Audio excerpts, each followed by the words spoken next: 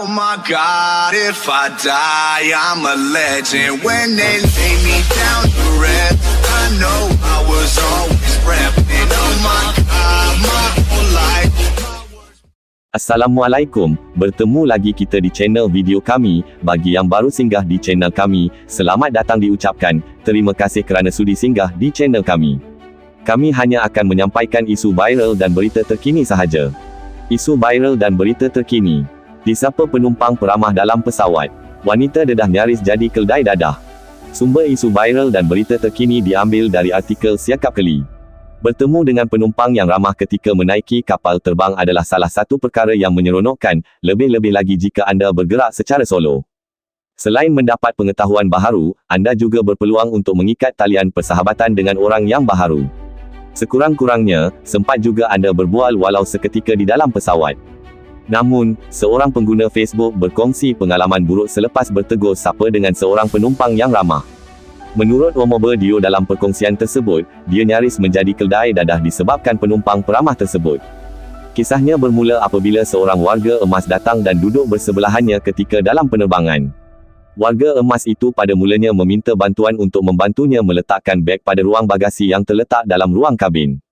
Namun, atas faktor ketinggian, Dio tidak dapat memberikan bantuan sebelum seorang lelaki dewasa menghulurkan bantuan kepada warga emas berkenaan. Warga emas tersebut serta-merta memulakan perbualan dengan saya. Dari sifatnya, dia kelihatan agak mudah didekati dan ramah. Maka, kami berbual sepanjang penerbangan ke Dubai. Namun, keadaan mulai aneh ketika kapal terbang tersebut hendak mendarat di lapangan antarabangsa Dubai. Rakan baharunya, tiba-tiba mengadu sakit perut dan Dio dengan baik hatinya, meminta bantuan daripada kru penerbangan. Dio memberitahu kru penerbangan bahawa warga emas yang duduk di sebelahnya kurang sihat. Secara tiba-tiba, wanita tersebut memanggil saya dengan gelaran, "Anakku," kata Dio. Sementara itu, pramugari kemudian memberitahu Dio bahawa mereka tidak dapat berbuat apa-apa. Bagaimanapun, mereka memberikan ubat tahan sakit kepada warga emas itu dan memintanya menunggu sehingga kapal terbang mendarat. Juruterbang kemudian mengumumkan bahawa terdapat kes kecemasan perubatan dalam penerbangan dan meminta penumpang untuk kekal tenang. Rakan baru saya menangis dan berpeluh bagai nak gila. Dia juga tidak mahu melepaskan tangan saya. Orang ramai mungkin berfikiran kami mengenali antara satu sama lain, kata Dio lagi. Tidak lama selepas itu, kapal terbang selamat mendarat di Dubai. Lelaki yang membantu meletakkan beg warga emas itu sekali lagi membantu wanita menurunkan begnya dari ruang bagasi. Lelaki berkenaan kemudian secara perlahan-lahan mendekati Dio dan memintanya berhati-hati dengan warga emas tersebut. Dia juga menasihati Dio supaya menjelaskan kepada pramugari dan petugas keselamatan bahawa dia dan warga emas itu tidak mengembara bersama, sekiranya ditanya.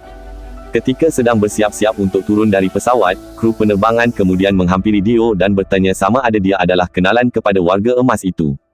Teringat pesanan lelaki sebelum ini, Dio menjelaskan warga emas itu bukan kenalannya dan mereka bertemu buat kali pertama dalam pesawat ini. Selepas itu, mereka mula keluar dari pesawat dan Dio mengucapkan selamat tinggal kepada wanita tersebut. Namun secara tiba-tiba, warga emas tersebut merayu meminta Dio membawa begnya. Saya rasa bersalah, tetapi lelaki tadi melihat saya dan memahami situasi saya sambil menganggukkan kepala. Lelaki tersebut kemudian memberikan Dio sehelai nota, memberitahunya agar membiarkan kru penerbangan melayani kerana wanita itu. Maka, Dio meninggalkan pesawat tersebut dan sementara warga emas itu menunggu untuk dibawa keluar menggunakan kerusi roda. Wanita tersebut seakan-akan tidak mahu melepaskan Dio. Dio dalam pada itu, mengakui serba salah apabila meninggalkan warga emas berkenaan begitu sahaja. Namun begitu, dia kemudian mendengar bunyi kecoh ketika menunggu bagasinya. Rupanya warga emas itu cuba melarikan diri dan bangkit daripada kerusi roda. Dia juga cuba meninggalkan beg miliknya kepada pramugari, katanya. Mujurlah, pasukan keselamatan sudah maklum dengan situasi tersebut dan pantas menahan warga emas berkenaan. Dia kemudian dibawa pergi dalam keadaan tangan bergari. Ketika itu juga, warga emas itu melihat Dio sekali lagi dan mula bercakap perkara yang tidak masuk akal. Dia menjerit ke arah saya, "Anakku, anakku, sanggup kamu buat mak macam ini," kata Dio lagi. Dio ternyata begitu terkejut dengan situasi tersebut.